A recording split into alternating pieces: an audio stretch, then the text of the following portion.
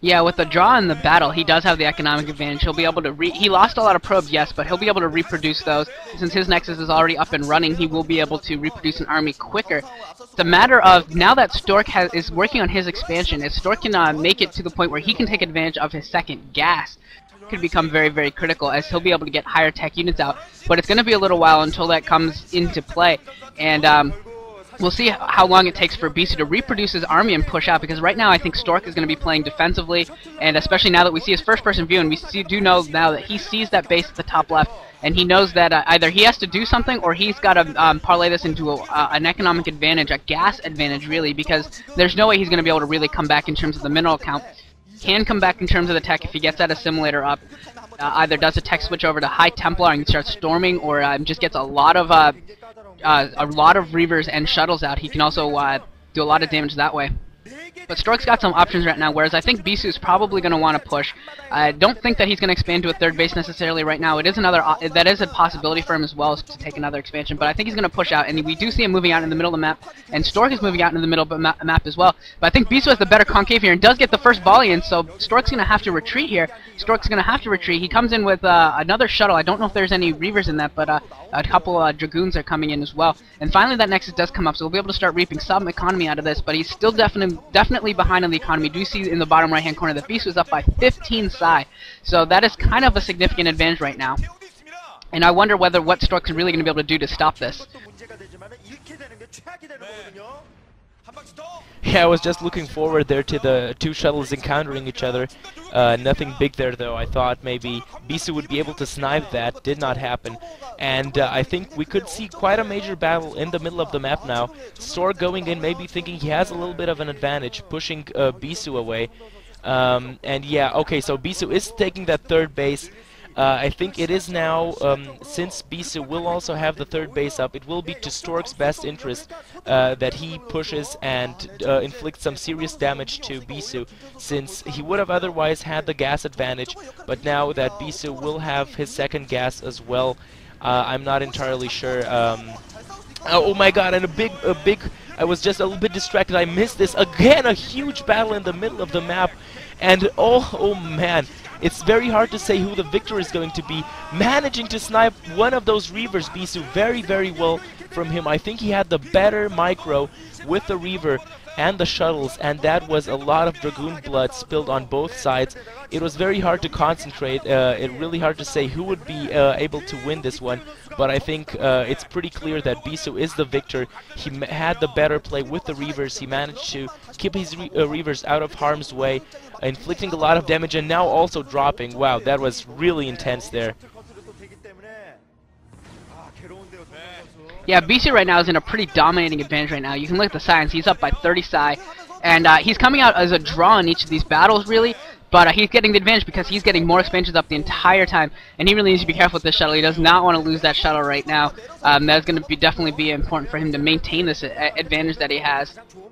Is keeping up the harassment with that shuttle, and it looks like it's going to be able to get away. It shouldn't have too much of a problem. But in the middle of the map, there's a string of units, which I suspect is just a long line of Dragoons. Yes, it's just a long line of Dragoons moving towards Stork's base. Stork has 2 Reavers and a shuttle.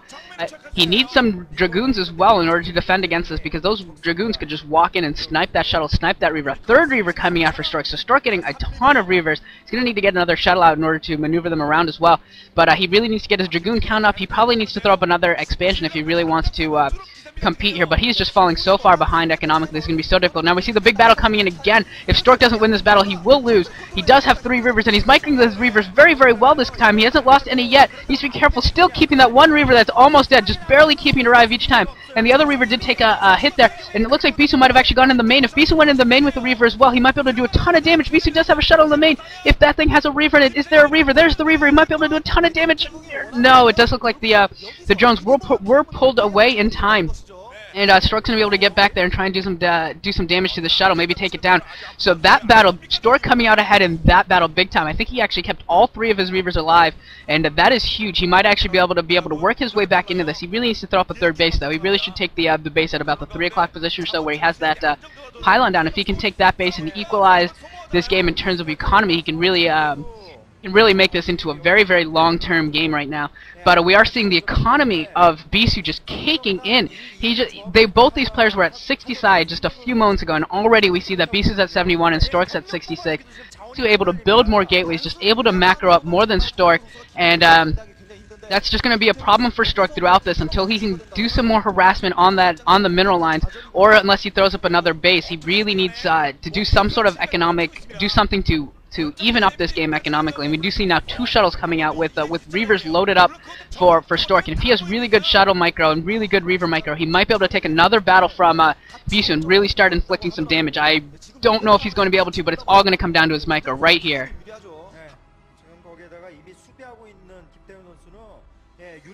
Yeah, indeed. I thought that Bisu also played better since he was more aggressive. He tried to drop in the main and get some probe kills. Did not manage to do that, but at least he tried, whilst Stork always was a little bit more passive and did not really go for probe kills. And now this could be a crucial battle. It will all come down to the Reavers, managing very well to pull the Reavers out of harm's way. However, Bisu maneuvering. Oh man, that was so well done from Bisu.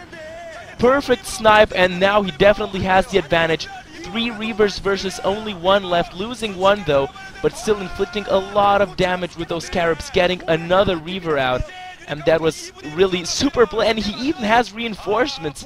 He was, oh man, this was really like Reach style. He was like, if I don't manage to do this with the Reavers, I'm just going to send in the man lots and I'm just gonna massacre him. And this is what's happening right now. Great play from Bisu there, and he really overplayed Stork, and GG. Oh man, that was a great game. Oh, that was really, he's probably thinking to himself, oh man, I'm really good, and I look good. That was absolutely fantastic. Both of these games, tons of Reavers in play. That was incredible. Bisu's micro there, taking down, you have the 4 Reavers at, seemed almost simultaneously able to take them all down. Absolutely perfect sniping by him, and Stork just couldn't hold up. Bisu's macro, by the way, is just absolutely insane. He had all those reinforcements already built after that battle was ended, and there was just nothing Stork could do against that macro. Yeah, but still, he did play 2 very good games, and even though I think he is somewhat further away from his level at his peak, I'm still looking forward to him in this new season. I think he still is a player with a lot of potential, and you never know, he could make a comeback. I hope he will make a comeback, and I would really love to see a Protoss era again, because I'm kind of getting tired of all this Zergs all over the place. But I guess it's kind of the way of things, kind of Zen, that each race has its period of domination. Yeah, I'm with you. I'm hoping that Protoss takes the throne again, and maybe we can get some new Protosses in. It seems like there aren't enough Protosses around these days. But yeah, I hope Stork does better. Those were 2 very, very good games, and both these guys are going to go on to WCG, and I expect to see both of them in the final games, of course, as the Koreans always seem to make it to the final games, and we'll see how they ended up placing out against the rest of the world. Yeah, and I'm really looking forward, since they will be joined by Jaerong, who did manage to win that 3rd place game versus Luxury. I think that was, pretty clear, ZVZ. Not really a big surprise there. And I saw Jaerong and Stork last year in Cologne. They had a really, really intense game at the World Cyber Games, and it would be really cool if the 2 would have kind of a rematch in China this year. Yeah, that could be a lot of fun. But I guess that all that's going to have to wait until we actually get to WCG in the coming months. I don't remember actually when it exactly is. Sometime in the next couple months or so, we'll get to see these guys again at the real WCG in China. Well, yeah, maybe we'll get to commentate that game as well. And yeah, I don't know, if you have any other thoughts to end this one. I think 2 very, very good games. I really loved doing this commentary, and yeah, hopefully doing something like this soon again. Yeah, I have no other thoughts. I had a lot of fun, and GG's. Okay, thanks for watching, guys. Bye-bye.